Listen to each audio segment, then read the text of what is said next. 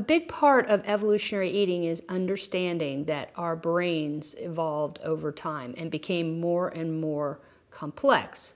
But it isn't like we had this single brain that became more complex. It's more like we started off with the basic model and had lots of add-ons. And those add-ons became more complex, but we still have these basic three structures, which I call the three brains.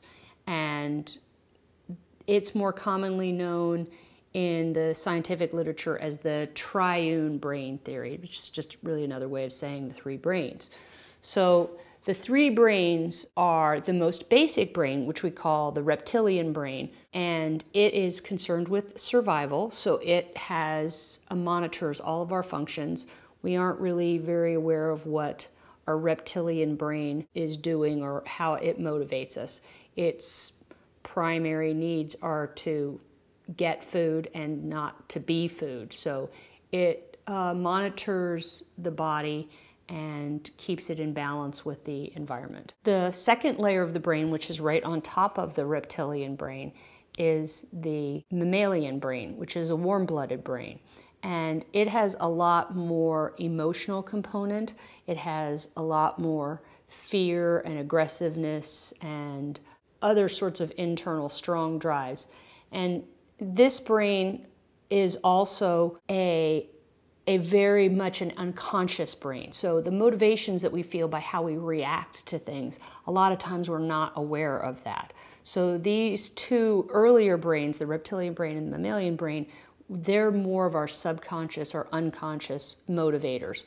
We respond and we act, but we don't necessarily know why we did so.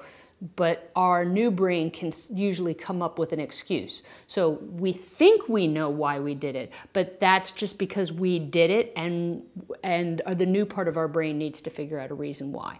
So that brings us to the newest part of our brain, or the neocortex, which means new brain.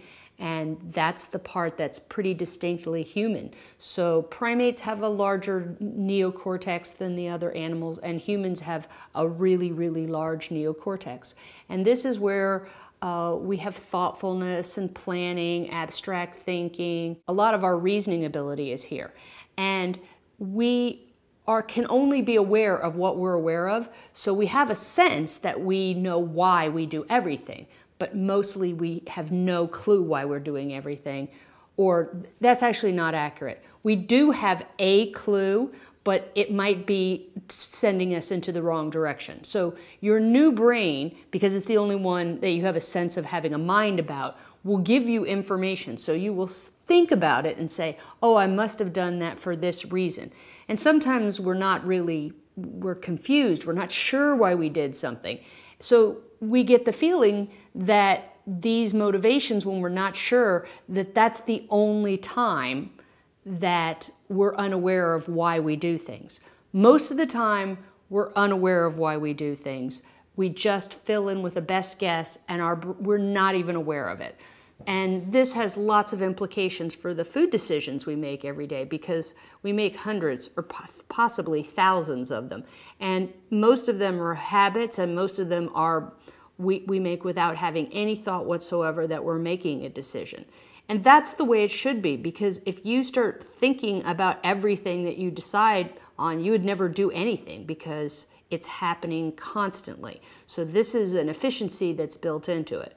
So the three brains, which are that reptilian oldest brain, the mammalian, the middle brain, and the neocortex, which is the newest brain, I call them the beast, the brat, and the big brother. And we're going to be talking a lot about them in evolutionary eating, because you have three brains, but they all have to make up one mind. So we have to find a way to please all the brains, or at least not tick them off too much, in order to make a behavioral change.